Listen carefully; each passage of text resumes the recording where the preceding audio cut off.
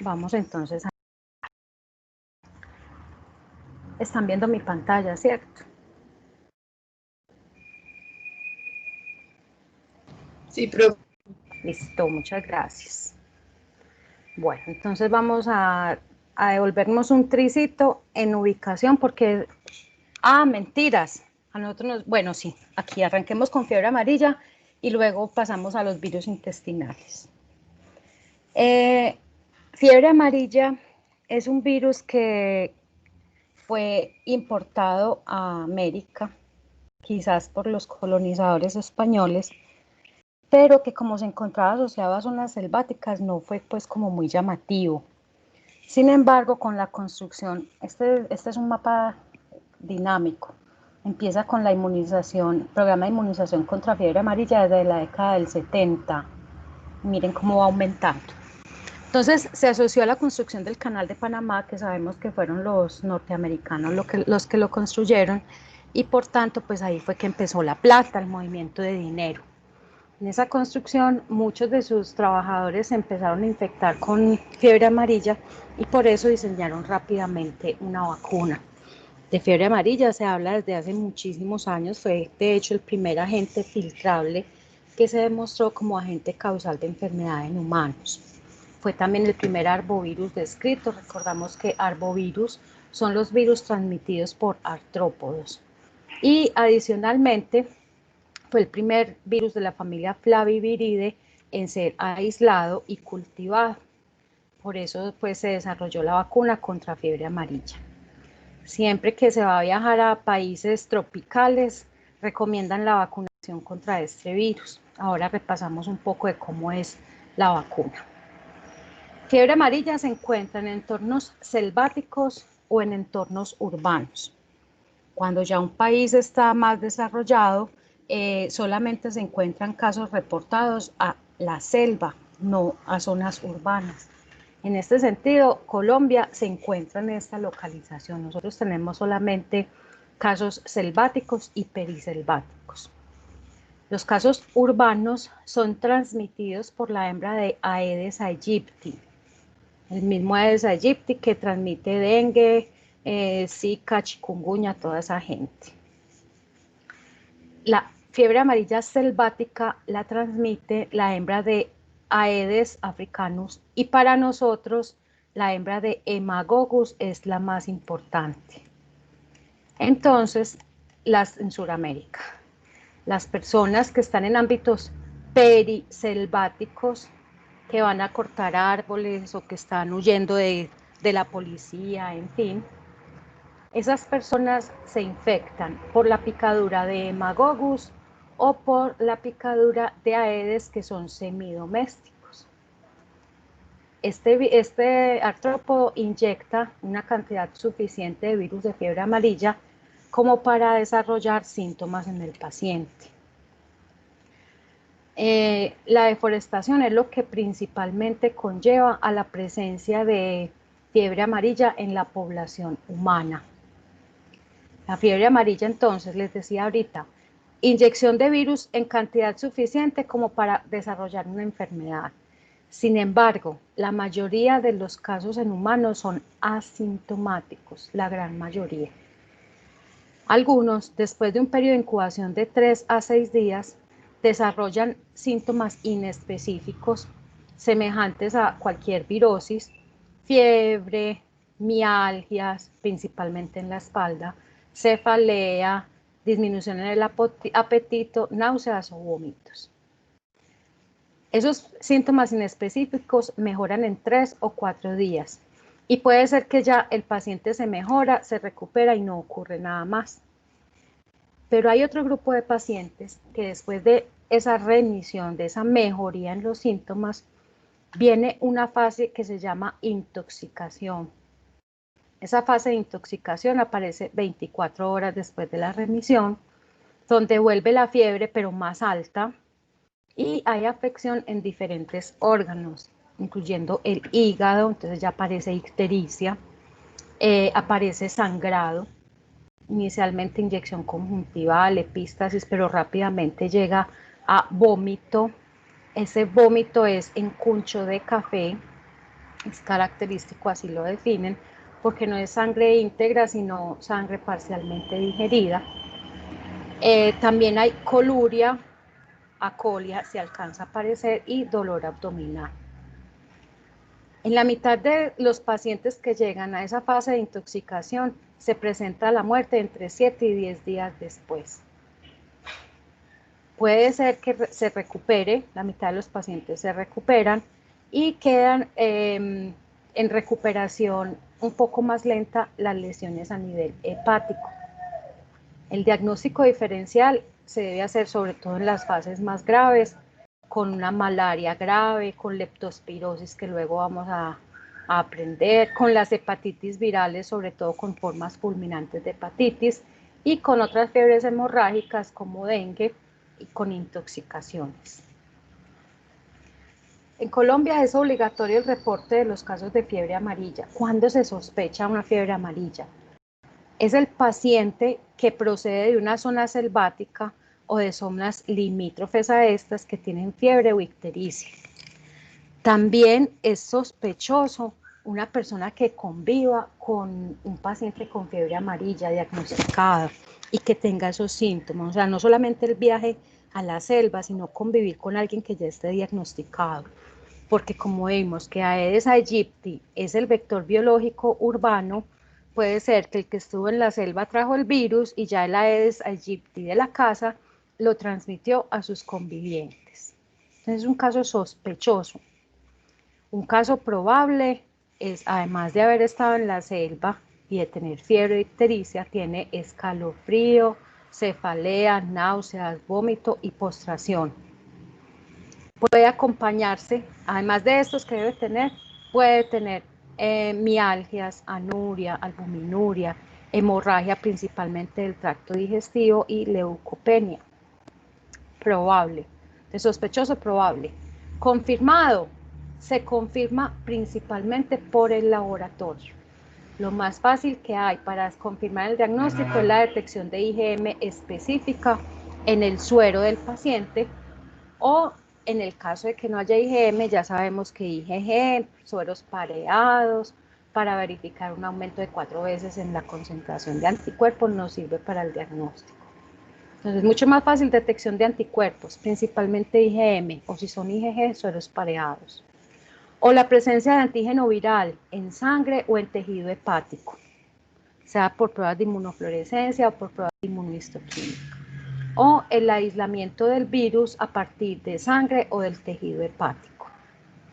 Siempre se debe confirmar el caso, así sea post-mortem. En el caso de muerte es necesario recolectar, muerte por sospecha de fiebre amarilla, es necesario recolectar tejido hepático y remitirlo al laboratorio del Instituto Nacional de Salud, una porción sin formol con solución salina refrigerada y otra porción con formol para análisis inmunohistoquímicos o con inmunofluorescencia. Las pruebas moleculares RT-PCR, porque es un virus de naturaleza RNA como los otros flavivirus. RT-PCR durante los primeros 5 días de los síntomas del paciente.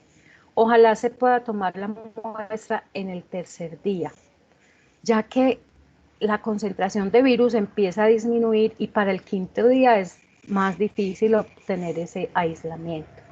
Si se pasa este tiempo, entonces ya lo más recomendable es buscar los anticuerpos. Los anticuerpos solamente van a aparecer a partir del día 5. Ojalá, ideal, a partir del día 7, porque a veces el día 5 IgM es negativo. Entonces, como quien dice, entre el día 1 y el día 5, ordenar RT-PCR, aislamiento viral, remitir la muestra. Y a partir del séptimo día en adelante, IgM. Si no tenemos IgM, IgG, pero sueros pareados, dos muestras de suero del paciente. En cuanto a la prevención, pues en general se debe utilizar repelente, ropa cubierta, no salir al final de la tarde porque, pues si están en la casa con las puertas, las ventanas cerradas, porque generalmente empiezan a picar Aedes aegypti entre las 5 y las 7 de la noche. También se usa la vacuna de manera amplia en el territorio nacional desde hace varios años. Es una vacuna que produce una excelente protección, tanto que hablan de hasta 25 años de protección. Sin embargo, en Colombia recomiendan que se revacune cada 10 años. Es una vacuna a virus vivo producida en huevos embrionados, por lo que las personas alérgicas al huevo no se la deben aplicar. Yo salgo de esta presentación y busco la de virus intestinales, que es el tema que sigue. No había visto la nota, que con ustedes no la he visto. No he visto ese tema. Digestivo.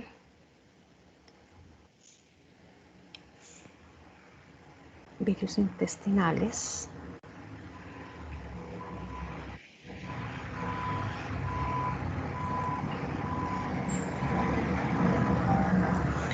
¿Uno cómo sabe que es alérgico al huevo? Cuando come huevo y se brota.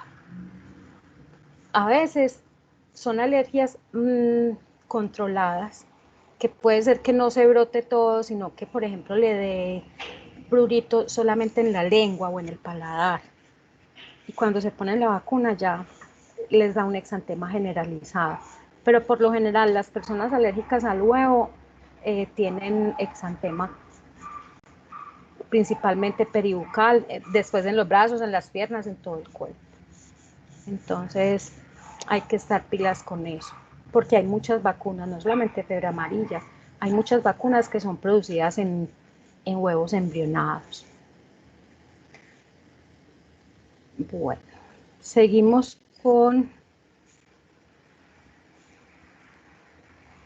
ay, ya no voy a encontrar, no sé por qué este Teams ha estado hoy como maluquito conmigo y no me quiere dejar ver algunos PowerPoints. Bueno, seguimos con el tema de virus, con virus en el tracto gastrointestinal. Hay virus que pueden asociarse a diarrea sin que el tejido blanco sea el tracto digestivo. Por ejemplo, vimos los virus hepáticos, hepatitis A, hepatitis E, que son los que causan más sintomatología, se asocian a náuseas, vómitos, incluso procesos diarreicos, pero tienen otro tejido blanco. Al menos esos son de hígado, pero otros como sarampión también pueden causar diarrea, pero es apenas como una asociación allí que no se ha descrito exactamente para qué es, cuál es el papel. Otros virus, otras familias virales pueden causar diarrea. Por ejemplo, incluso el VIH en un síndrome retroviral agudo cursa con diarrea, sin otra explicación, solamente el virus de la inmunodeficiencia humana. Y otros virus de la familia herpes, como citomegalovirus, pueden causar diarrea, pero en pacientes inmunodeficientes, pacientes con bajos recuentos de linfocitos TCD4.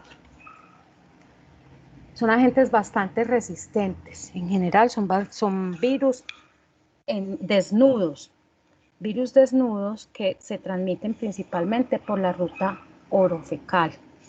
También por el consumo de agua y de alimentos, pero principalmente es por la contaminación con heces fecales. Al ser virus desnudos son bastante resistentes a la desnaturalización, incluso por agentes químicos como el hipoclorito de sodio, algunos lo resisten, o por el alcohol, son bastante resistentes. Y también resisten algunos agentes físicos como la temperatura, pueden resistir hasta 56 grados centígrados sin inactivarse los virus. Bastante estables en la naturaleza, entonces pueden contaminar fuentes hídricas, el río, la quebrada que surte el acueducto municipal, y así se diseminan fácilmente. Hay unos grupos de virus que más se asocian a diarrea en seres humanos. Virus rotavirus, adenovirus, virus Norwell, que pertenece a la familia Caliciviridae, y de la familia Caliciviridae hay otro virus que también puede causar diarrea en seres humanos. Entonces, vimos virus Norwell de la familia Caliciviridae. Se transmiten de persona a persona por la ruta fecal oral y asociada a la ingesta de agua y alimentos contaminados, principalmente el virus Norwalk. También se pueden transmitir por gotas respiratorias, por contaminación de superficies. Esto es más importante, sobre todo en los niños menores, porque sus manitas con heces pues, tocan diferentes superficies que son fuente de infección para otros individuos. Rápidamente se diseminan en grupos confinados. Para nosotros no es tan importante el época de invierno, sino más bien el confinamiento, como las guarderías, y mucho más importante también los hogares geriátricos. A veces se presentan pequeños brotes y sabemos que los extremos de la vida pues son más delicados, son pacientes que se deshidratan con mayor facilidad. La deshidratación es la complicación más importante. En general estos virus tienen efectos muy semejantes, los tres tipos de virus que vimos. Ellos van a infectar los enterocitos maduros que están en la punta de los pliegues de los vellos intestinales, de las vellosidades intestinales. Entonces conllevan acortamiento en esos pliegues. Como consecuencia, las células no van a liberar disacaridasas, por ejemplo. Entonces los disacáridos van a estar presentes en las heces, lo que va a aumentar la pérdida de agua porque es una solución más concentrada, ya se me olvidó, hipertónica, una solución hipertónica gracias a esos azúcares que no se están disolviendo. Se contribuye con la pérdida del agua así. Estos disacáridos que no son digeridos aparecen en las heces y se pueden no cuantificar, pero sí verificar la presencia de ellos con la prueba de azúcares reductores que se incluye en el coprograma, si lo recuerdan, azúcares reductores. Además, el pH por lo general está más ácido gracias a la presencia de esos azúcares. Entonces no se absorben azúcares porque no se están digiriendo, se está perdiendo agua. Y además tampoco se absorben otros nutrientes. Esas células se mueren o funcionan inadecuadamente, las células de la punta de las vellosidades. Y las células de la base, que son inmaduras, pues obviamente van a tratar de suplir la pérdida de esas células, pero al ser inmaduras van a cumplir en menor proporción esa función de absorción.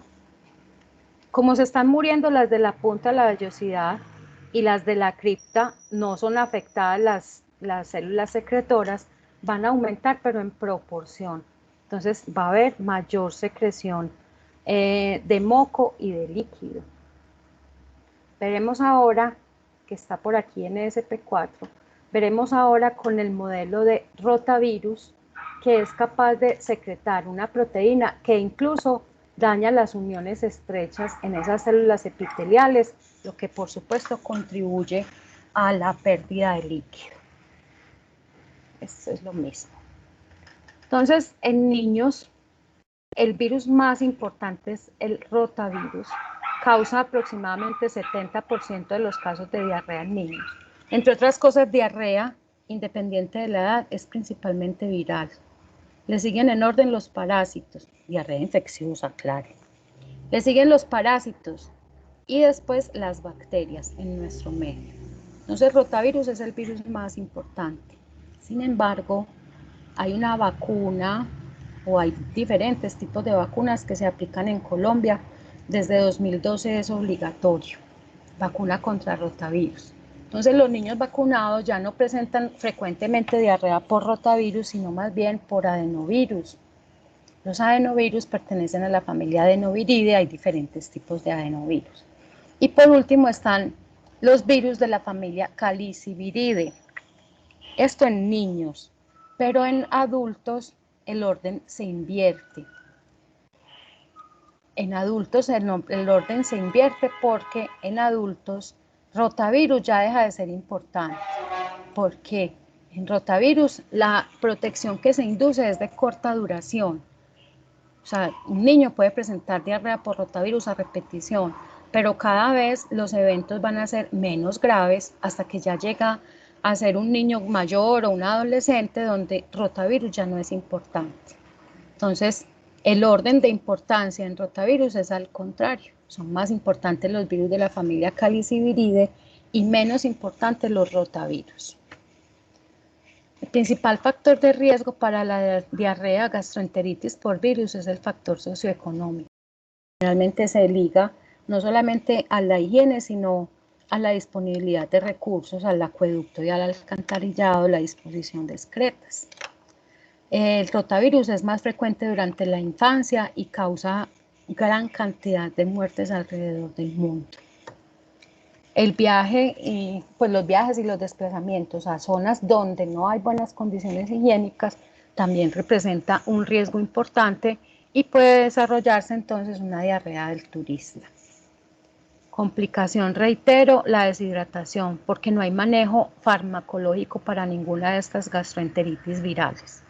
Vigilar la deshidratación en el paciente, puede ser que requiera rehidratación oral o incluso rehidratación endovenosa por la rápida deshidratación debido a los múltiples eventos diarreicos y de vómito que presenta principalmente los niños y los adultos mayores. Generalmente la recuperación por estas gastroenteritis virales es completa.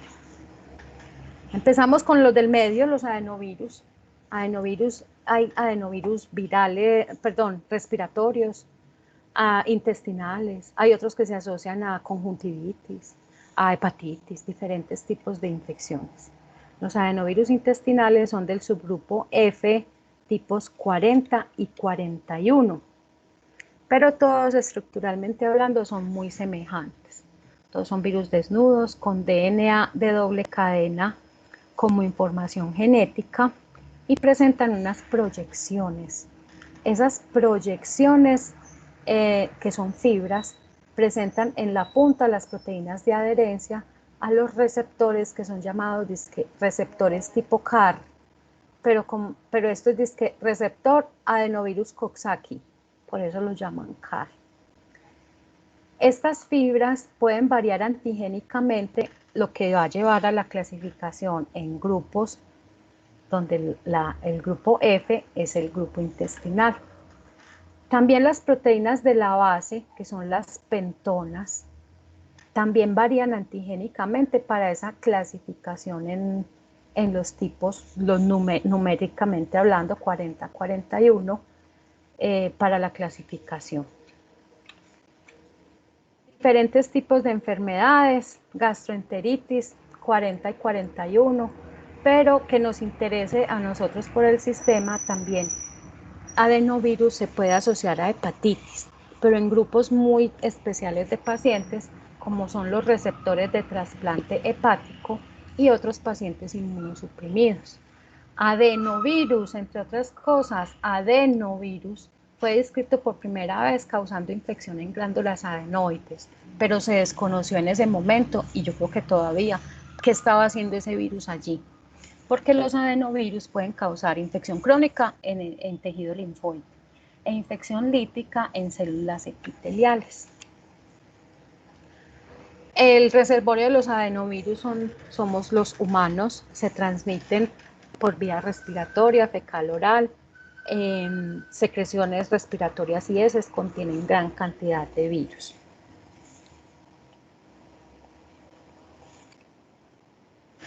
Aquí, los virus entonces, para causar gastroenteritis pueden entrar por la ruta inhalatoria o directamente a la boca.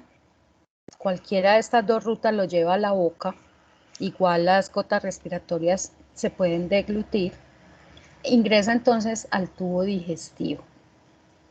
En el tubo digestivo se replica ampliamente en las células epiteliales del intestino delgado, causando una diarrea acuosa, rara vez con moco, pero nunca se presenta con sangre. A partir del tubo digestivo pasa a tejido linfático, lo que conduce a una viremia. Puede llevar los virus a diferentes localizaciones. Puede ser que la infección se resuelva, desaparecen los virus del organismo, o pueden entrar en condición de latencia, pero no se asocian a enfermedades proliferativas, ni a complicaciones posteriores por lo general. De los 3 tipos de virus que se asocian a diarrea, el periodo de incubación más largo es el de adenovirus, de 7 a 10 días. Y también la duración de la enfermedad es la más larga en adenovirus, de 5 a 12 días. Inicia con diarrea, sigue con eventos de vómito y puede presentarse fiebre, sí o no, que dura de 2 a 3 días, pero por lo general esa fiebre es baja. Se recupera el paciente con rehidratación si lo requiere y no deja ningún tipo de secuelas. El diagnóstico se hace principalmente en niños, en adultos ya no se hace diagnóstico de diarrea por virus. En niños entonces, por lo general se detectan antígenos en heces. Hay pruebas que detectan solo adenovirus y hay pruebas que de manera combinada y simultánea detectan adenovirus y rotavirus. Pruebas que buscan antígenos por ensayos cromatográficos rápidos, son pruebas rápidas, o por ensayos de aglutinación en látex. Esas son las pruebas más utilizadas. Hay unas pruebas múltiples de PCR que detectan diferentes virus simultáneamente, pero ya sabemos que eso tiene un costo. Las pruebas de inmunofluorescencia son menos utilizadas, al igual que los cultivos. La detección de anticuerpos no es muy útil para hacer el diagnóstico porque ya sabemos que hay múltiples tipos de adenovirus y las pruebas serológicas, la detección de anticuerpos, no tiene una sensibilidad tan alta como para diferenciar los anticuerpos contra qué tipo de adenovirus son producidos. Entonces no son muy utilizadas para el diagnóstico. Seguimos con la familia Caliciviridae. Aquí ya sí vamos a entender cómo así que calicivirus o norovirus o Norwalk. Entonces es una familia grande, la familia Caliciviridae, que se divide en norovirus, que nos interesa a nosotros, norovirus y sapovirus. Dentro de los norovirus, que miren que hay de diferentes especies, afectando diferentes especies, está el virus Norwalk, que es el prototipo de humanos. Eso por la rama de norovirus. Y por la rama de sapovirus están, se llaman mismo sapovirus o a veces también saporo. Los sapovirus afectan a los seres humanos, siendo de la misma familia Caliciviridae. Entonces empezamos con norovirus o virus Norwalk, que es el, digamos, de los más comunes, el principal agente etiológico de diarrea viral en adultos. Causa, como ven la imagen, me la encontré perfecta, diarrea y vómito. Bastante resistente, resisten hasta 56 grados centígrados por 30 minutos sin desactivarse y muy eficientes para infectar. Con que una persona ingiera 5 virus es suficiente para desarrollar un proceso infeccioso. Son virus desnudos, en este caso RNA de cadena sencilla de polaridad positiva como genoma. Estos virus utilizan receptores de histogrupo, o sea, el mismo ABO de nosotros. Esos son los receptores que utiliza para infectar las células.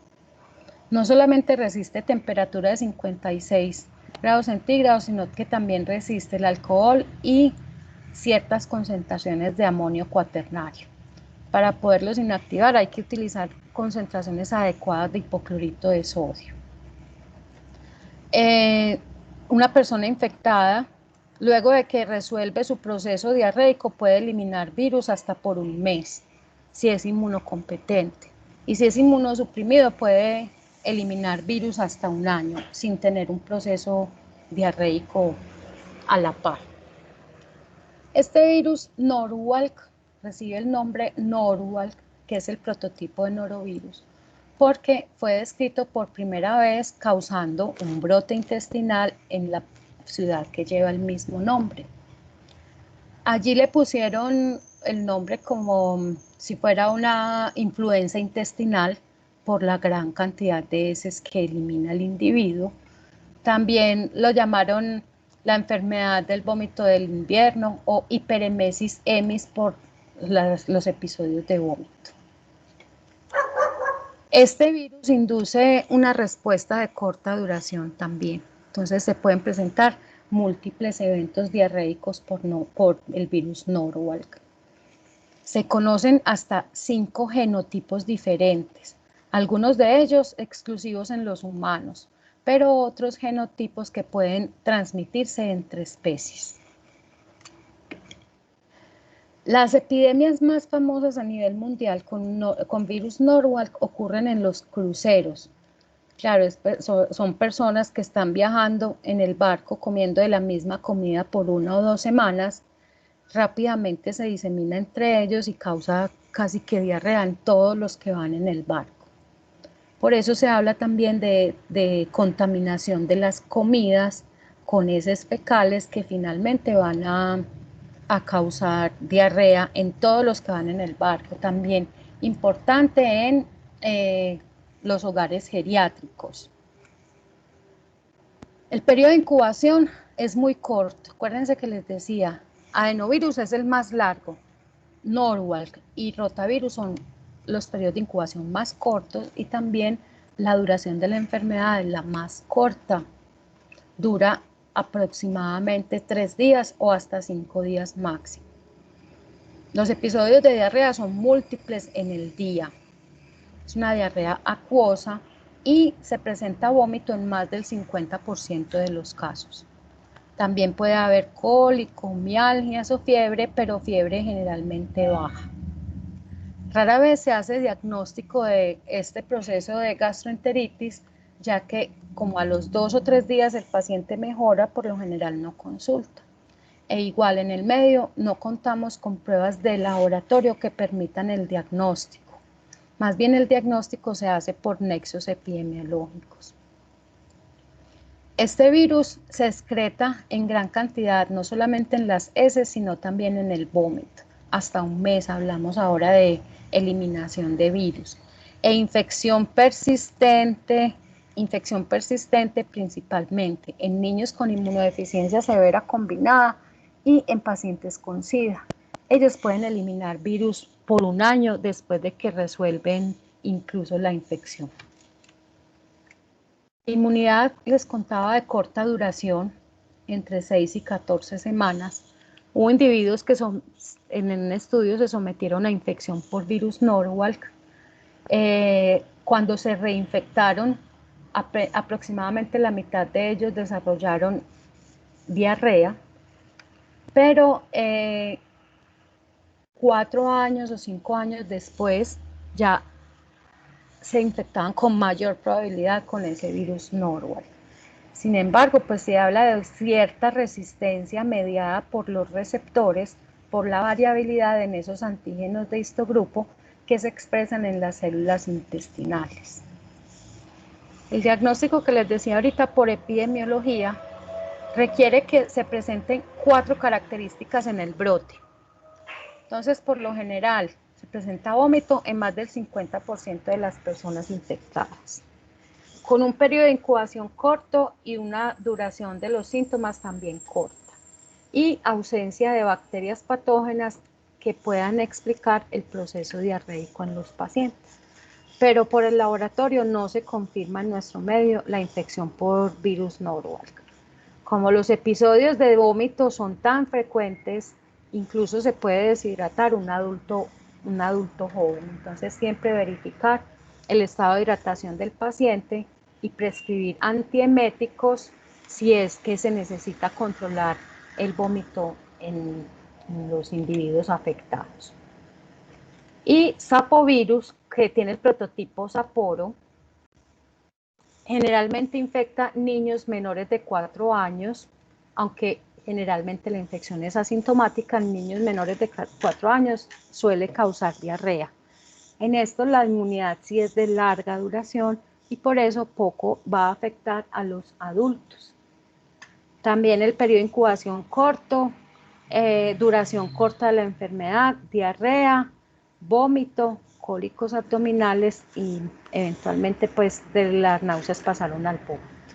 De virus Saporo no vamos a hablar, sino esto. Y pasamos a los rotavirus. Rotavirus, dijimos, niños no vacunados. Rotavirus, rota es por rueda, porque rotavirus bajo el microscopio electrónico parece una rueda, mírenlo acá. Rotavirus, virus desnudo, RNA de doble cadena y ese RNA es segmentado. Pueden tener entre 10 y 12 segmentos de genoma. Todos esos segmentos se necesitan para que el virus sea infeccioso. Pertenecen a la familia Reoviridae. Se conocen entre 6 y 8 géneros. De este la información sí varía mucho.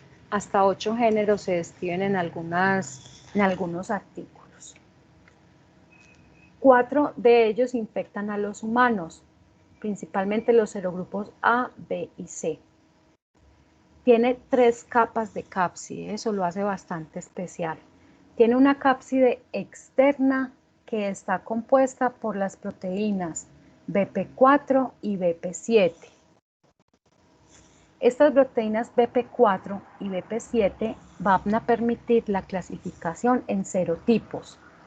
Entonces hay serotipos P dependiendo de la proteína BP4 y serotipos G dependiendo de la proteína BP7.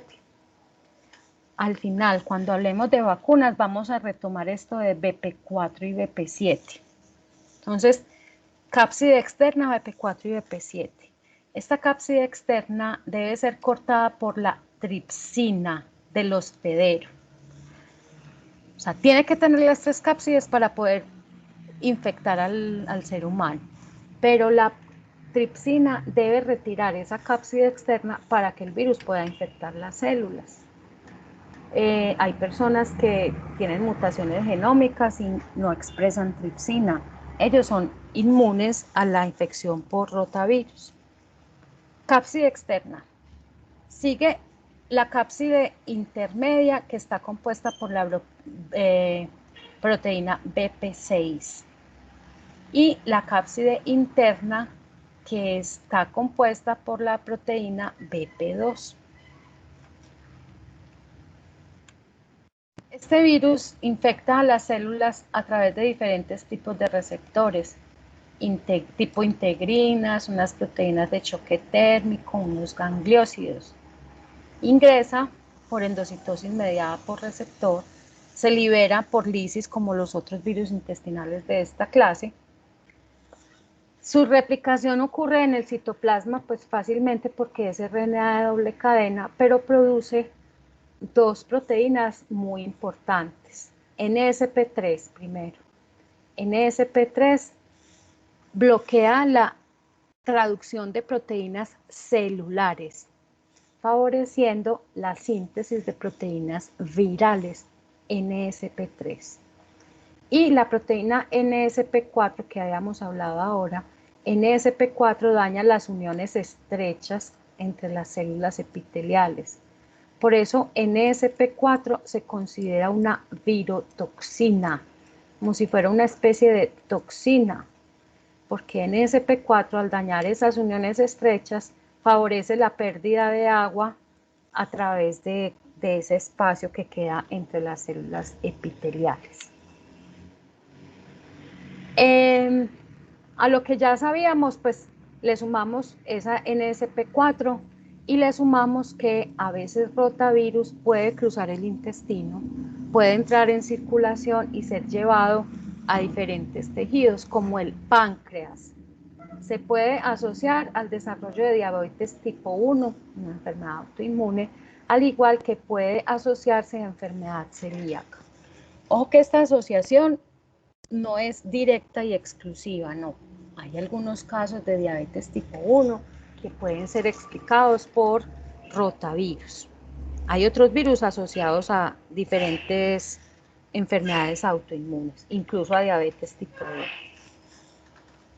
1. Transmisión no.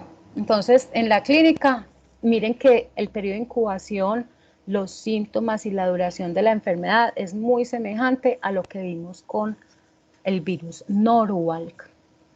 Es un proceso autolimitado, eso sí, recordamos que las infecciones se pueden repetir porque la inmunidad es de corta duración, pero cada vez las infecciones siguientes van a tener menos y menos síntomas hasta que finalmente son asintomáticos.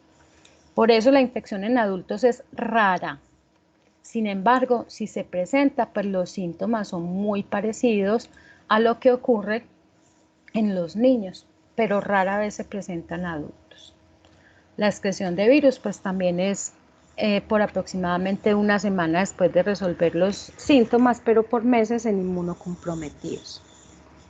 Para el diagnóstico hay pruebas también, solo detectan a rotavirus, pero recuerden que hablábamos de pruebas que detectan a rotavirus y a adenovirus en la misma prueba. Generalmente son pruebas de inmunocromatografía, también hay de aglutinación en látex, pruebas rápidas que se pueden hacer casi que en el servicio de urgencias. También se pueden detectar por técnicas de RT-PCR y la detección de anticuerpos, que no es muy útil en nuestro medio porque todavía, digamos, la cobertura de vacunación no es tan amplia. Entonces, los anticuerpos pueden estar presentes en pacientes vacunados o puede ser que no esté vacunado y que tenga anticuerpos porque previamente estaba infectado, pero no necesariamente el proceso de diarrea actual está asociado a la infección por rotavirus. En cuanto a las vacunas, para esto fue que dije, guardemos en la memoria P y G. Nos acordamos que es BP4 y BP7 los que determinan esos serotipos. Hay dos tipos de vacunas, Rotarix y Rotatec.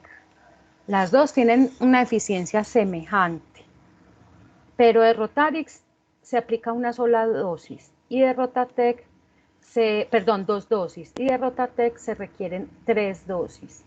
De Rotarix incluye un solo serotipo, es monovalente, mientras que Rotatec incluye 5 serotipos diferentes, pentavalente. Pero estos 5 serotipos son bovinos, o sea, el esqueleto por fuera son bovinos, pero por dentro los genomas son humanos.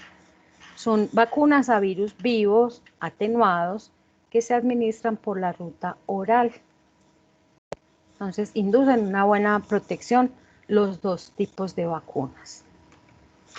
Ahí quedan listos los virus. Terminábamos los virus hepáticos, ya entonces los virus intestinales. Pasamos a protozoos intestinales. ¿Siguen viendo mi pantalla? ¿Alguna pregunta? ¿Alguna señal de vida por lo menos? Profe, yo sí tengo una pregunta. Dime. Es que no me acuerdo qué fue lo que dijiste que tenía rotavirus en su cápside externa. BP4 y BP7. Son Ok, proteínas gracias. virales que permiten la clasificación en 0 grupos y de acuerdo a esas proteínas de la cápside es que se clasifican los de las vacunas.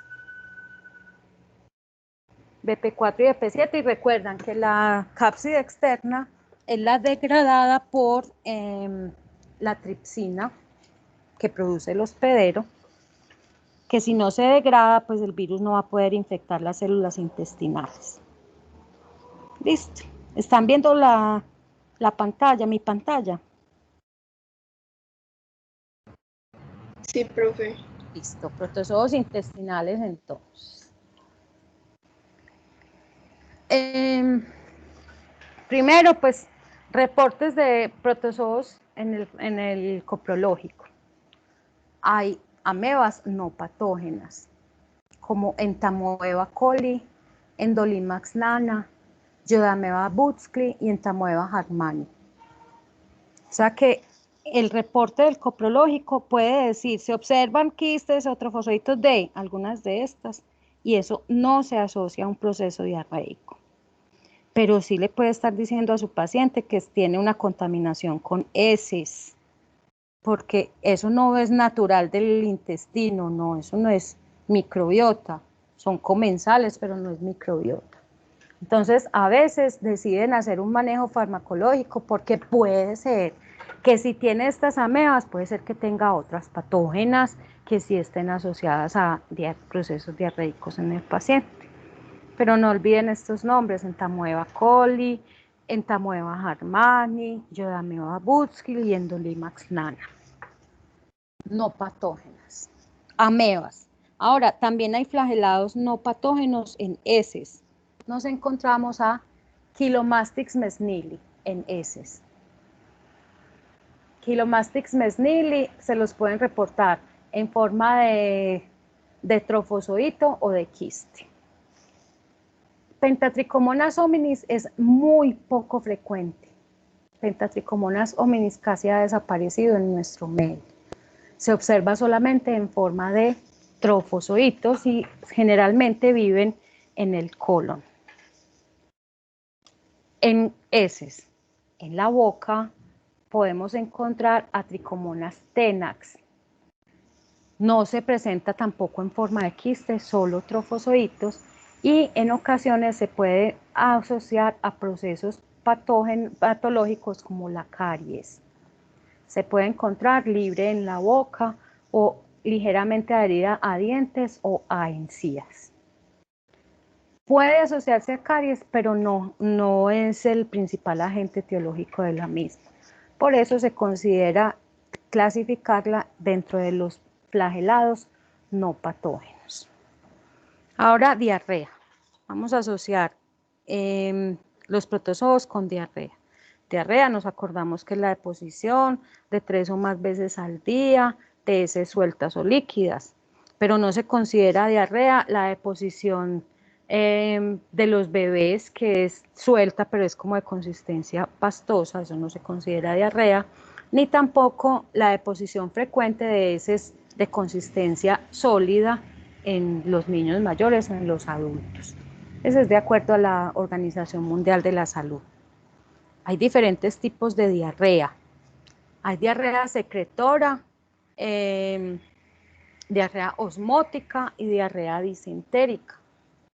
Diarrea osmótica, pues hay aumento de solutos en la luz del intestino delgado, como lo que vimos con los virus, por la disminución en la secreción de disacaridasas. Entonces, al ser un medio hipertónico, hay pérdida de líquido, diarrea osmótica.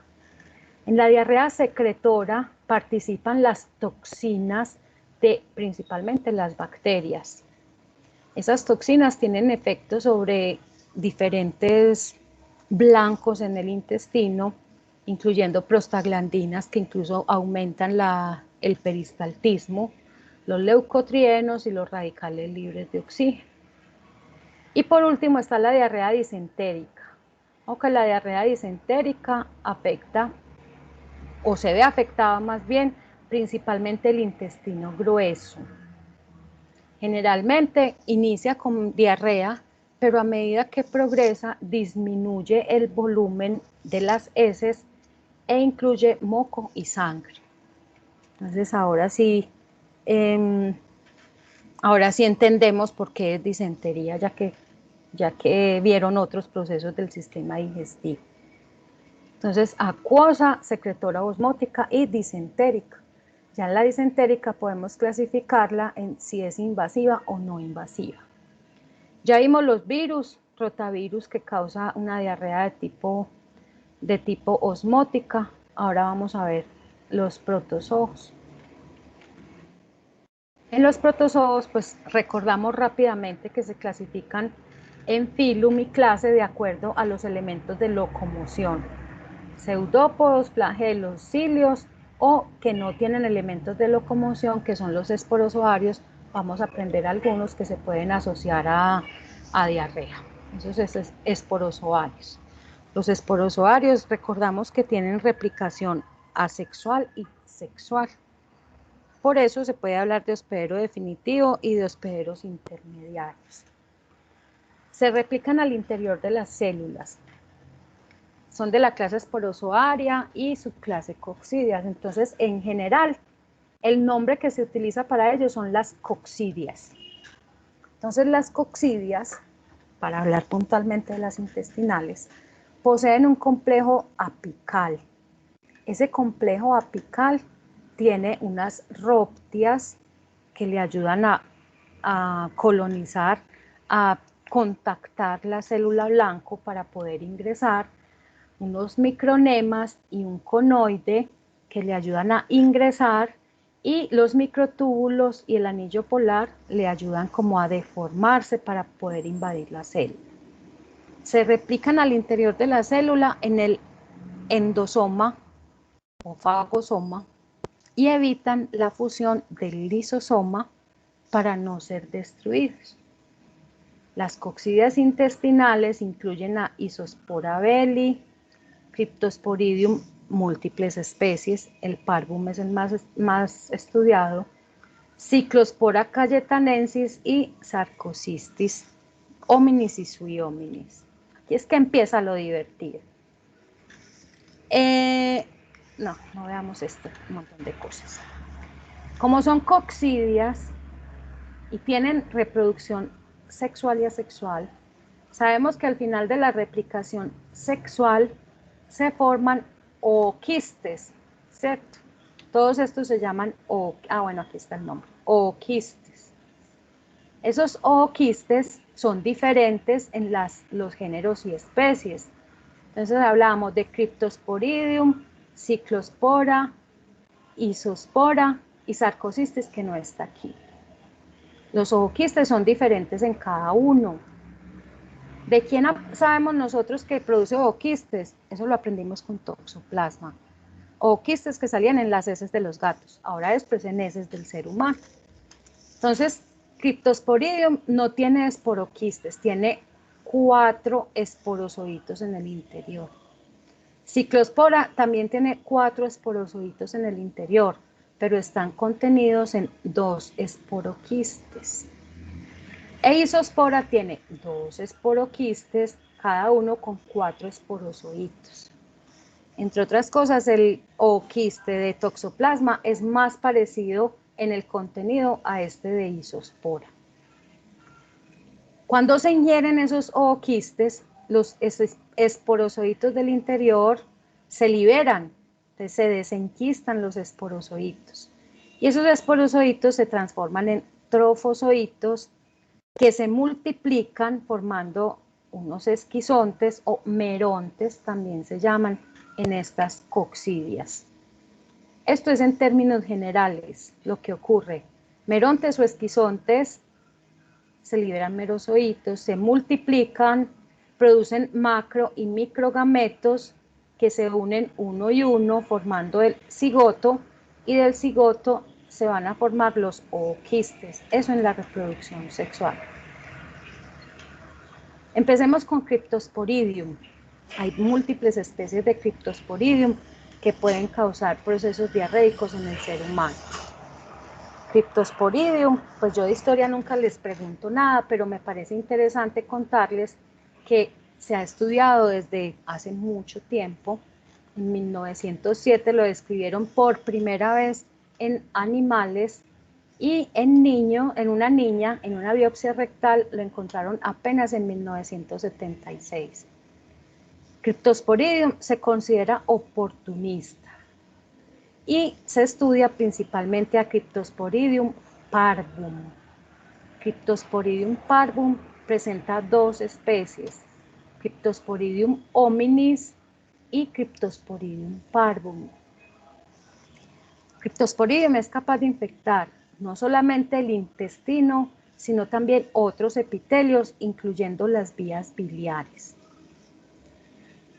Los ooquistes de Cryptosporidium por lo general contaminan fuentes hídricas, donde resisten el cloro del acueducto municipal, y un tamaño reducido de ooquistes de Cryptosporidium pueden causar una infección eficiente. En general, chicos, las coccidias son de tamaño muy pequeño y no se pueden ver en el coprológico.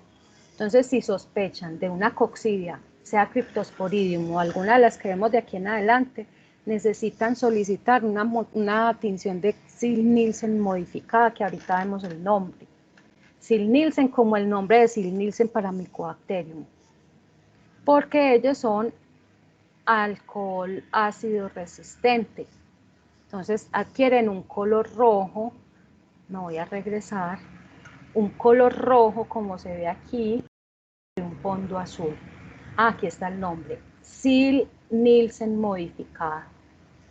El coprológico no les va a reportar a Cryptosporidium, solamente Ziehl-Neelsen modificado. Hay otras pruebas que son más costosas, por supuesto, pero de rutina, Ziehl-Neelsen modificado. Cryptosporidium, un montón de especies, pero dijimos Cryptosporidium parvum, que fue luego subdividido en Cryptosporidium hominis y Cryptosporidium parvum. Hominis solamente afectando al ser humano, los dos en intestino delgado, y Cryptosporidium parvum en humanos, ratones, ganados, cerdos, entre otros. Entonces es considerada una zoonosis. Además, sabemos que al ser oportunista, la mayor prevalencia se presenta en pacientes inmunocomprometidos. No hay estudios muy recientes, pero en Medellín hay uno de 1985 que nos hablaba de prevalencia en niños del 4 al 5% en población general. Pero estos sí son más recientes, en pacientes con SIDA, la prevalencia es cercana al 20%. Esto tan complejo lo traducimos rápidamente. Ooquistes que se ingieren, esos ooquistes liberan los esporozoitos que se transforman en trofozoitos. Se multiplican en las células epiteliales, produciendo merontes o esquizontes. Merontes que liberan los merozoitos, hacen otra ronda de replicación y a partir de esta segunda ronda de replicación pueden producir macro y microgametocitos. Se unen uno y uno, macro y micro, forman el cigoto. Y del cigoto finalmente se van a producir los ooquistes. Hay unos ooquistes de pared delgada que pueden repetir el ciclo, porque diríamos, entonces la infección dura 2 rondas de replicación y se acabó, ojalá, porque los ooquistes de pared delgada que se producen vuelven a infectar las células epiteliales, y los ooquistes de pared gruesa son los que salen en las heces a contaminar las fuentes hídricas. La dosis infectiva bastante pequeña. El ciclo completo se da en 72 horas y se considera que es un ciclo de vida monoxeno porque vemos que hay una especie que es exclusiva de los humanos y que la otra se puede transmitir entre animales y humanos, pero también entre humanos, por eso es un ciclo de vida monoxeno. Entonces recordemos que Cryptosporidium produce ooquistes de pared delgada que sirven para autoinfección y ooquistes de pared gruesa que son los que salen en las heces a contaminar a otros individuos. ¿Cómo causa daño? Inicialmente debe contactar el glucocálix, lo que produce un acortamiento y una atrofia en las vellosidades, además de hiperplasia en las criptas, semejante a lo que aprendimos con la infección viral. Conlleva a un infiltrado mononuclear moderado en mucosa e incluso hasta la lámina propia, causando infección siempre en intestino delgado. Dijimos intestino delgado, a veces conductos biliares, a veces tracto respiratorio, pero generalmente la infección se limita al yeyuno dentro de las células en borde en cepillo. Puede inducir señalización a diferentes niveles. Por ejemplo, puede inducir la producción de NF-kappa beta que envía, pues es un factor de transcripción que envía señales de sobrevida a la célula infectada. Puede atraer macrófagos e inducir la producción de interferón gamma, que activa otros tipos de células como los linfocitos T citotóxicos. Puede llevar a apoptosis en células adyacentes. Puede inducir la producción de prostaglandina E2, que sabemos induce el peristaltismo, estimula la secreción de cloro y también inhibe y llega incluso a bloquear completamente la absorción de sales. Obviamente hay una pérdida de electrolitos que se debe suplir con la rehidratación, mínimo rehidratación oral. Muy importante, afecta principalmente individuos con recuentos de linfocitos TCD4 por debajo de 100. Eso ya es una condición de SIDA desde que estuvo por debajo de 200. Se puede diseminar principalmente en esos pacientes con SIDA a otras localizaciones por fuera del yeyuno, incluso duodeno, íleo, colédoco, apéndice, colon, recto. Y las localizaciones extraintestinales, hablábamos de los conductos biliares y los pulmones. El periodo de incubación es realmente corto, hablando de parásitos, de 7 a 10 días. En inmunocompetentes, por lo general, la infección es asintomática, inmunocompetentes. Sin embargo, puede causar diarrea, pero autolimitada. El problema lo representan los inmunosuprimidos, donde es mucho más sintomático, donde la diarrea es de larga duración y presenta entre 6 y 25 evacuaciones diarias, un paciente inmunocomprometido. Por supuesto, eso es bastante debilitante, lo que puede llevar a pérdida de peso, además que es de larga duración en ellos el proceso diarreico.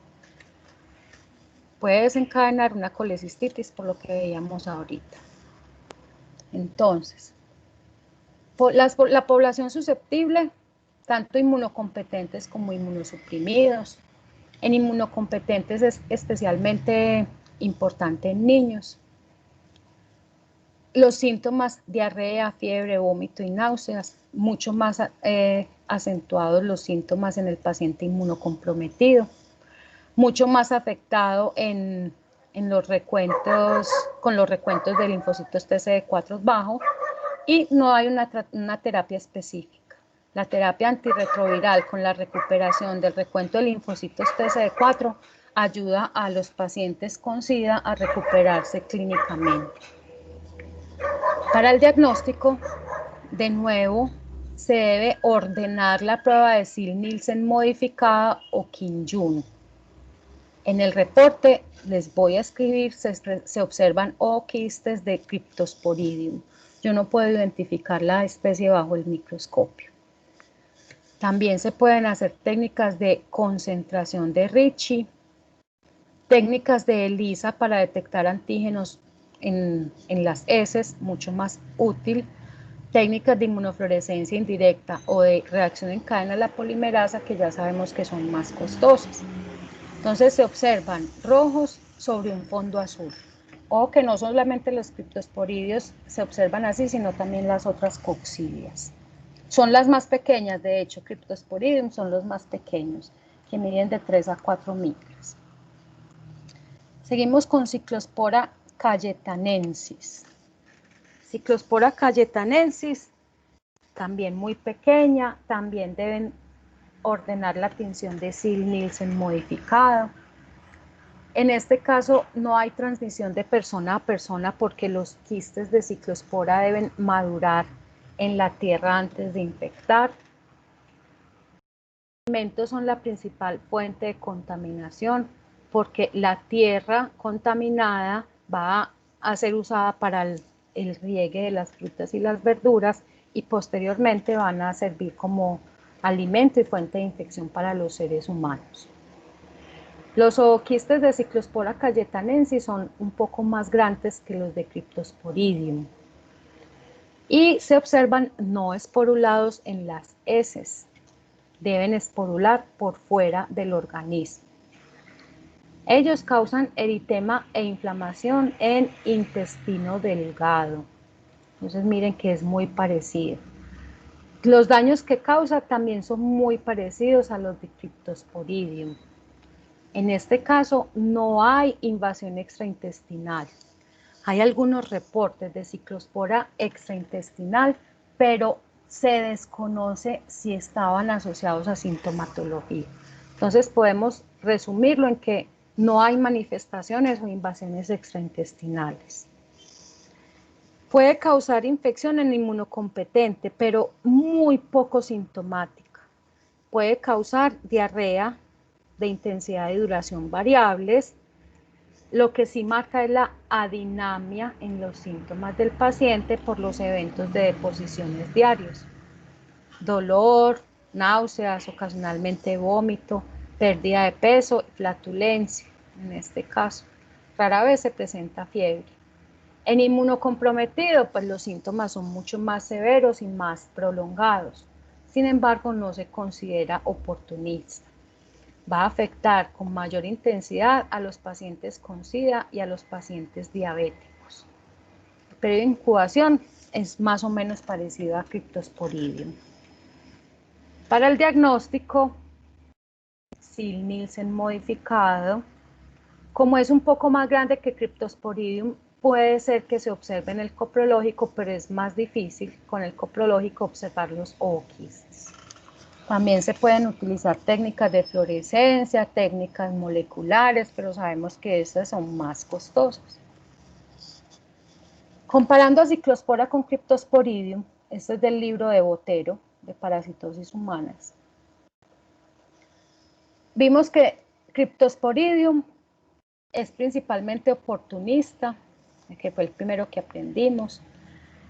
Principalmente afecta a pacientes con SIDA, mientras que Ciclospora pues también puede afectar a los pacientes con SIDA, pero no se considera oportunista. Y también está en pacientes inmunocompetentes. Se transmiten por verduras y alimentos, acabamos de decir en Ciclospora. En Cryptosporidium hay transmisión de persona a persona. Y se presenta en brotes epidémicos de Ciclospora por alimentos contaminados, mientras que Cryptosporidium por agua contaminada. Hacen un contraste entre estas dos. Vamos aumentando de tamaño. Isospora. Isospora belli es mucho más grande. Isospora belli sí se ve en el análisis coprológico. Fue descrita desde 1915 y se considera oportunista. O que puede estar, yo se las puedo reportar a Isospora belli en el coprológico de una persona inmunocompetente. Entonces ahí hay que hacer el análisis. Bueno, no hay nada más que explique la diarrea en ese paciente, sino Isospora, pues ahí ya le van a echar la culpa. Pero normalmente en el paciente inmunocompetente no causa sintomatología. No hay transmisión de persona a persona porque Isospora sale inmadura en las heces, debe madurar por fuera del organismo. Se transmite por el consumo de agua y alimentos contaminados y vamos a observar entonces en las heces de una persona infectada ooquistes inmaduros. Esos ooquistes deben madurar por fuera del organismo. La patogénesis es semejante a lo que hemos visto hasta ahora. Esto es común para las coccidias. En pacientes con SIDA sí puede causar invasión en ganglios linfáticos mesentéricos y traqueobronquiales. Incluso se puede asociar a colecistitis calculosa en pacientes inmunocomprometidos. Eso sí lo hace diferente. Entonces, de nuevo, inmunocompetentes e inmunocomprometidos.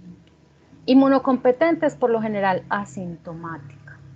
En inmunocomprometidos sí van a presentar síntomas como diarrea, dolor abdominal, náuseas, vómito, anorexia, disminución en el peso.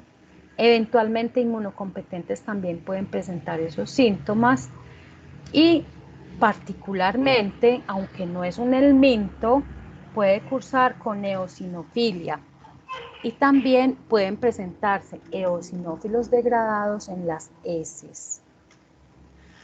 Eso sí, esto es muy particular con Isospora. En los pacientes inmunocomprometidos van a haber síntomas sistémicos como debilidad y anorexia. Para el diagnóstico, pues les dije ahorita, puede observarse en el análisis coprológico porque el tamaño lo permite. Aparecen después del 5.º día de la infección en heces. Se pueden observar también con la técnica de Ziel-Nielsen modificado porque son ácido alcohol resistentes. Entonces, si la ordenan considerando una coccidia, pues también les sirve para diagnosticar isosporiasis. Ojo, estos son los eosinófilos en proceso de degradación, los cristales de Charcot-Leyden, que son muy característicos en la infección por isospora.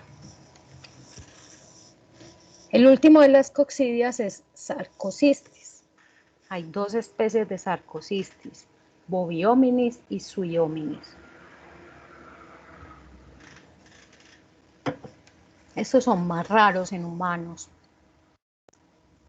bovinos y porcinos. El ser humano participa como hospedero intermediario y definitivo, pero lo particular es que de las otras coccidias que acabamos de ver, tanto la replicación sexual como asexual ocurre en el intestino. Ahora con Sarcocistis vamos a ver que es diferente, porque la reproducción sexual ocurre en el intestino y la asexual ocurre en el músculo. Hay varias especies de Sarcocistis, como vimos ahorita. La infección en humanos es rara y se comporta tanto como hospedero definitivo como hospedero intermediario. Entonces, como lleva a cabo la reproducción sexual en el sistema digestivo, puede causar síndrome digestivo, y la reproducción asexual extraintestinal puede causar síndrome muscular. En la replicación sexual en el intestino, síndrome digestivo, generalmente se presenta por la ingestión de carne cruda o mal cocida, boviominis y suiominis. ¿Sí o no? Boviominis por el ganado vacuno y suiominis por el ganado porcino. En ellos están los quistes tisulares, parecido a lo que aprendimos con toxoplasma. De allí, por el consumo de esos quistes tisulares, los bradizoitos se liberan y se convierten a las formas sexuadas. Allí, macro y microgametos se unen, forman el ooquiste. Ese ooquiste va a estar presente en las heces de este ser humano. Esas son las formas infectantes para vacunos o para porcinos y también para los seres humanos. Por lo general, la infección es asintomática, pero puede cursar también con diarrea y vómito, siendo autolimitada. Por su parte, el síndrome muscular, que es muy raro, ocurre por la ingestión de esporoquistes que están contaminando alimentos. Esos esporoquistes están presentes en las heces de personas o de animales contaminados. Esos esporoquistes, esos ooquistes, van a liberar los esporozoitos que van a multiplicarse en tejido muscular. Siempre y cuando el quiste esté intacto, es muy bien tolerado. Pero si el quiste se destruye, puede cursar con miositis, que lleva a fiebre, mialgias. La liberación de esos antígenos puede llevar a reacciones de tipo inflamatorio que incluyen broncoespasmo, prurito. Puede cursar además con linfadenopatías y con eosinofilia. Para el diagnóstico, en el síndrome digestivo, pues se van a observar los ooquistes en las heces. Y en el síndrome muscular, observar los quistes tisulares en el tejido muscular, aunque por lo general no se hace diagnóstico. Dejamos entonces de lado las coccidias, que son tan complejas, y vamos a entrar con otro más, un poco menos complejo, más fácil, con la entamebosis. Entamebosis, o también conocida históricamente como amibiasis, causada por entamoeba histolítica. Esta es la patógena, entamoeba histolítica. Sin embargo, morfológicamente es igual a una no patógena, que es entamoeba dispar. Y como morfológicamente es que yo hago el diagnóstico por cómo se ve bajo el microscopio, entonces yo les reporto a ustedes, se observan quistes de entamoeba histolítica raya dispar, porque no los puedo diferenciar. Bastante antiguo el estudio de entamoeba histolítica, data desde 1875, hasta que luego le llamaron disentería tropical a la enfermedad que causa la misma. Entamoeba y en general las amebas humanas presentan quistes y trofozoitos. El núcleo de esas amebas presenta una distribución de la cromatina muy especial y por eso bajo el microscopio yo los identifico. No les voy a definir esas características porque ustedes no los tienen que identificar, pero sepan lo que yo lo hago por la distribución de la cromatina en los núcleos. A pesar de eso, entamoeba histolítica y entamoeba dispar se ven iguanitas, son igualitas ellas y por eso no las puedo diferenciar.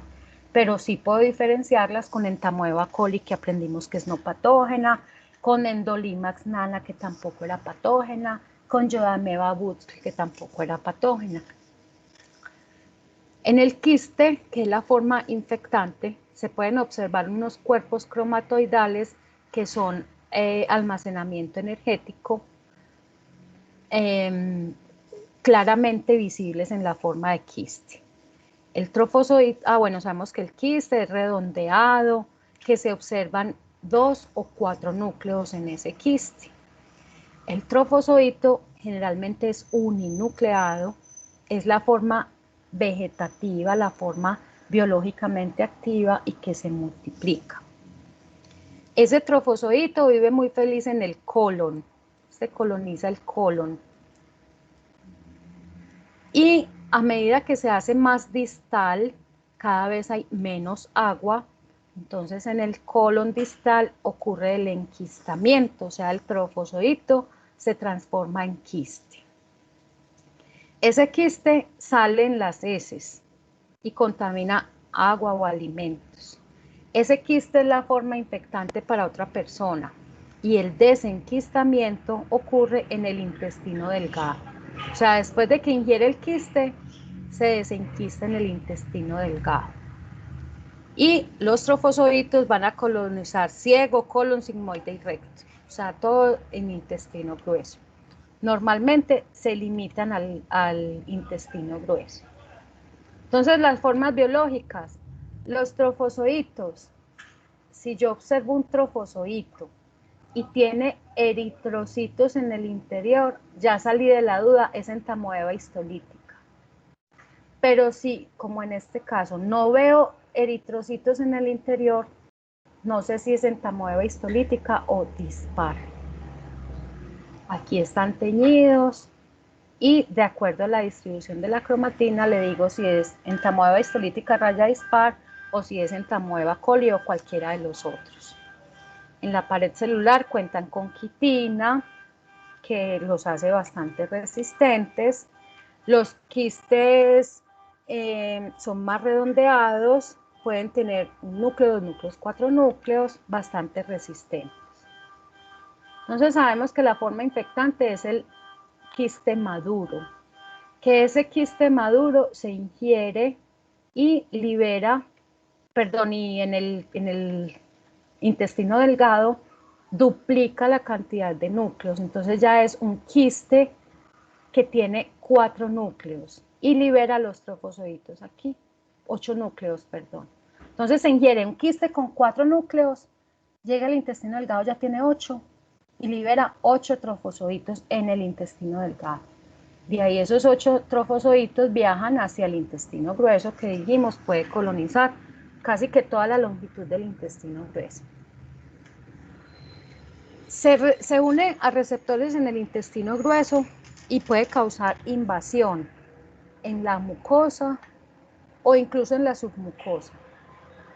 Y de la submucosa puede entrar al torrente sanguíneo y el torrente sanguíneo lo puede llevar a hígado, después vamos a hablar de esa complicación, o lo puede llevar a pulmón o incluso al sistema nervioso central, llevarse los trofozoitos.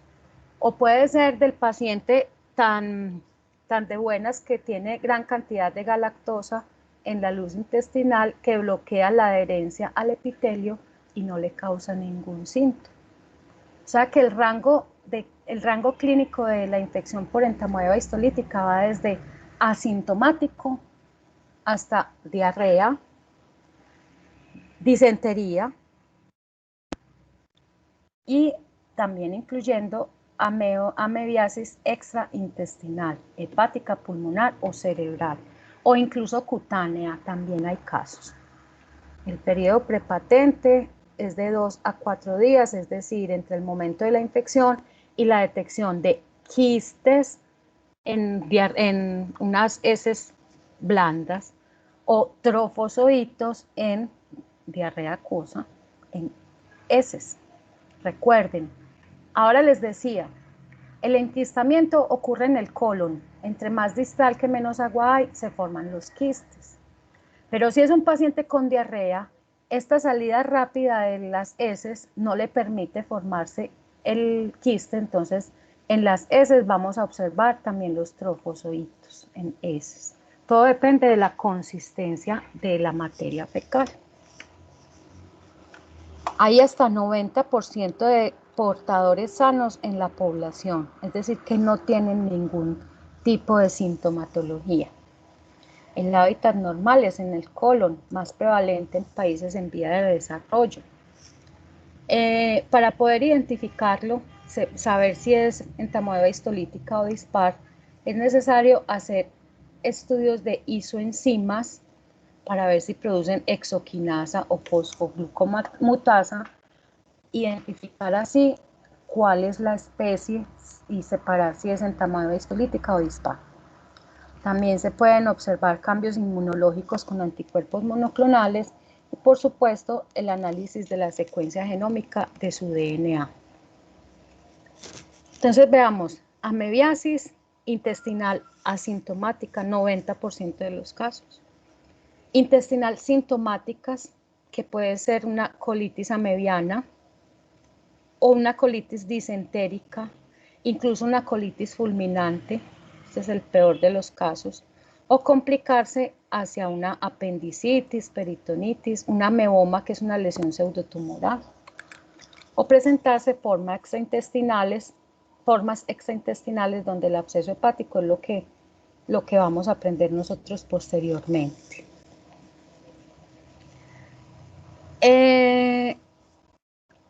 También es frecuente, chicos, con entamoeba histolítica, que se presenten episodios de diarrea y luego estreñimiento. Diarrea, estreñimiento. No es raro que se encuentren con esas descripciones clínicas. Entonces, amebiasis crónica o colitis amebiana no disentérica. Se puede presentar no disentérica. En este caso, hay cambios en los ritmos de la defecación. Heces blandas, pastosas o líquidas, a veces fermentadas y muy fétidas, alternándose evacuaciones frecuentes con estreñimiento. Ocasionalmente va a haber aparición de moco y rara vez en sangre, en este caso de las amebiasis crónicas no disentéricas. Se puede presentar pujo y tenesmo leves. Hay también llenura postprandial, distensión abdominal, flatulencias y borborismos. Esto puede desencadenar un dolor crónico en el paciente. Ahora vamos con la segunda presentación clínica, colitis amebiana disentérica o colitis aguda. Esto no es crónica sino aguda. Aquí hay un gran aumento en las evacuaciones, que al inicio son blandas, luego más líquidas, pero cada vez en menor cantidad, en menor volumen, pero aparecen moco y sangre. Inicialmente los leucocitos son escasos. Hay pujo y tenesmo en el paciente y puede llevar incluso a prolapso rectal, sobre todo en pacientes desnutridos. La otra presentación clínica, que es la colitis amebiana fulminante, muy grave, donde puede llevar incluso a una forma gangrenosa con síntomas mucho más intensos, inicialmente dolor abdominal, diarrea, pero luego puede cursar incluso con anorexia y un enflaquecimiento en el paciente. Con frecuencia en estas colitis amebianas fulminantes hay infecciones sobreagregadas. Las bacterias intestinales pueden colonizar las úlceras que deja entamoeba histolítica y causar entonces sobreinfecciones. En este caso el colon ya está distendido, blando, bastante sensible por la inflamación y por el aire que se encuentra en el colon. ¿Cómo causa invasión a la mucosa? Entonces, ahora les decía, vea, puede ser tan de buenas el paciente que tiene bastante galactosa en la luz intestinal, lo que se une a los trofozoitos y no los deja colonizar, porque la adherencia de los trofozoitos a la mucosa se hace a través de los receptores de lectina y de galactosa. Entonces, se puede bloquear esa adherencia de los trofozoitos a la mucosa. Después de la adherencia viene la invasión. La invasión porque va a secretar diferentes tipos de enzimas, de proteínas que destruyen, por ejemplo, neutrófilos. Hay una lectina de entamoeba que destruye neutrófilos. Y recordamos que los neutrófilos en el interior tienen gran cantidad de sustancias líticas. Entonces, al destruirse los neutrófilos, también ayuda a destruir las células epiteliales, lo que le abre el camino a los trofozoitos de entamoeba histolítica. Produce además proteasas que destruyen el tejido y una proteína amebaporo que causa poros y lisa las células epiteliales. Entonces invade la mucosa. Después de invadirla ya es capaz de formar úlceras. Esas úlceras las forma porque produce enzimas y proteasas que degradan matriz extracelular, incluyendo elastina y colágeno. Inducen autólisis de los colonocitos. Degrada la matriz extracelular y posteriormente incluso las enzimas de entamoeba histolítica pueden matar los trofozoitos. Puede haber en ese caso isquemia y trombosis dada la gran cantidad de sustancias tóxicas que están siendo liberadas en esa mucosa. Entamoeba histolítica es de gran tamaño, pues hablando para hacer un protozoo es de gran tamaño y produce o posee más bien aproximadamente 86 genes que codifican proteasas. Esas proteasas incluyen la que mencionábamos ahorita, las proteínas amebaporo, una cisteína proteasa, también es capaz de degradar inmunoglobulinas, lo que obviamente evade la respuesta inmune, y resisten la lisis mediada por complemento. También bloquean o destruyen la lectina de adherencia hay una resistencia pues por la actividad de las hidrolasas pancreáticas y bacterianas y por la mucina que está presente en el moco. Eso hace a las personas resistentes a la adherencia de los trofozoitos de entamoeba a la mucosa intestinal.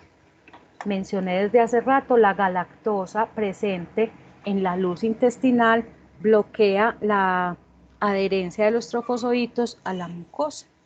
También la IgA secretora puede en cierta medida bloquear las proteínas de adherencia. Esa colonización en la mucosa lleva a la formación de úlceras, lo mencioné ahorita, pero esas úlceras son de crecimiento lateral. Cuando se observan con una colonoscopia, se observan lesiones muy pequeñas, que aquí estoy delimitando el tamaño de ellas, pero en el interior se van a ampliar en la base. Por eso las llaman úlceras en botón de camisa, porque es como si esto de aquí fuera el ojal pequeño, pero adentro el crecimiento es lateral y pueden incluso juntarse las bases de esas lesiones. Eso por supuesto va a llevar a necrosis y esa necrosis puede llevar a formas graves como la colitis amebiana fulminante, que se va a asociar a la presencia de moco, posteriormente sangre, hay hemorragia y desprendimiento de fragmentos de la mucosa. También se puede formar granulomas gracias a esas úlceras que están presentes. Esos granulomas pueden aumentar de tamaño y dan origen a un ameboma, que ya es una lesión pseudotumoral que puede incluso pseudo obstruir la luz intestinal. Pueden llegar esas úlceras incluso a perforar el colon, principalmente colon transverso, sigmoides y ciego. Al perforarlo, por supuesto, hay traslocación de las bacterias a la cavidad peritoneal, lo que puede llevar a una peritonitis séptica o a una peritonitis química. Obviamente, esto puede comprometer rápidamente la vida del paciente. Bueno, del ameoma ya habíamos hablado ahora, que se observan bastante grandes, estrechando la luz del colon. Para el diagnóstico se pueden encontrar en heces trofozoitos o quistes, dependiendo de la consistencia de las heces. Recuerden la importancia del coprológico seriado, porque es posible que en una única muestra no se observen las formas parasitarias. Por eso es importante recolectar por lo menos 3 muestras, ojalá en 3 días seguidos o incluso interdiarios, para realizar el diagnóstico. Las complicaciones, pues ya hablamos de algunas: amebiasis perforada, ameoma, puede causar también una apendicitis amebiana, y la amebiasis cutánea, hablando del tejido perineal. Esas complicaciones se presentan principalmente en inmunodeficiencias o también en malas prácticas de aseo. Esa amebiasis cutánea, hablando pues de la región que nos estamos hablando en nuestro sistema, la región perianal va a ser invadida por trofozoitos. Como producen tantas sustancias líticas, pueden atravesar esa mucosa y desencadenar la aparición de úlceras de fondo necrótico con bordes levantados. Para el diagnóstico, en este caso, generalmente se obtiene muestra con un raspado de la piel buscando la presencia de trofozoitos. En esa biopsia solamente se van a observar trofozoitos. Por lo general se hace tinción con hematoxilina de eosina o tinciones especiales como el método tricrómico o técnicas fluorescentes. Las pruebas inmunológicas en heces pues generalmente no son muy utilizadas por el costo, pero se pueden identificar adhesinas o lectinas, pruebas serológicas, cultivos en el caso de que no se observen los trofozoitos o los quistes, pero esto no se hace de rutina, y otras tinciones en heces como la hematoxilina férrica o la coloración tricrómica.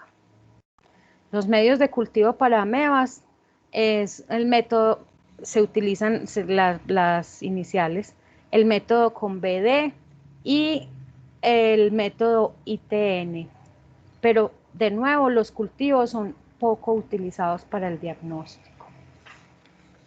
Este último, que es muy cortito, Blastocystis hominis, también es una ameba. Blastocystis hominis inicialmente fue considerado como una levadura, pero más adelante, en los 70, se clasificó como un protozoo. Esta blastocystis se observa con una gran vacuola. Esa vacuola es refráctil, o sea, al cambiar la luz se puede observar más fácilmente, y alrededor está una pequeña capa de citoplasma. Blastocystis hominis posee varios núcleos periféricos, mitocondrias y las otras estructuras propias de la célula. Tiene diferentes tipos de hospederos, por eso puede ser considerada una zoonosis, porque pueden no ser específicos del hospedero. Normalmente Blastocystis hominis no se considera patógeno primario. Por lo general se encuentra solamente en el intestino, sin embargo también hay formas extraintestinales, en articulaciones e incluso en la uretra y el peritoneo. La colonización ocurre principalmente en el colon, formando cuatro tipos de estructuras de replicación asexual, porque son amebas. Esas formas de replicación asexual son las que se encuentran en el análisis coprológico. Puede causar inflamación en la mucosa colónica, pero esa inflamación es no específica. Pueden haber infiltrados de linfocitos o de plasmocitos, aunque no hay evidencia de invasión. Es posible que haya una reacción alérgica a la presencia de blastocistis, lo que puede contribuir con un aparente daño en el tejido, que puede aumentar la permeabilidad intestinal. Entonces, la mayoría de los individuos son portadores asintomáticos, la gran mayoría. Sin embargo, algunos también pueden cursar con diarrea, dolor abdominal, náuseas y flatulencia. Para el diagnóstico, el análisis coprológico es suficiente. Se observa blastocistis. Y ahí reitero, como es de baja patogenicidad, si el paciente tiene diarrea y no hay otra cosa que pueda explicar la diarrea sino blastocistis, entonces se considera que ese es el agente etiológico. Entonces el coprológico directo con concentraciones pues aumenta la sensibilidad, no se utilizan de rutina los cultivos ni el ELISA, y la reacción en cadena de la polimerasa solamente se utiliza para efectos de investigación. Listo, en la próxima clase continuamos con Balantidium, por favor, para que me recuerden si lo olvido. ¿Hay alguna pregunta? Aparte de que, ¿por qué tantos?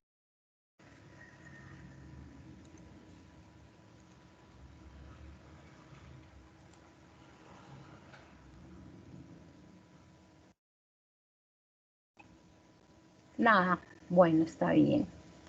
Entonces, nos vemos el jueves al mediodía.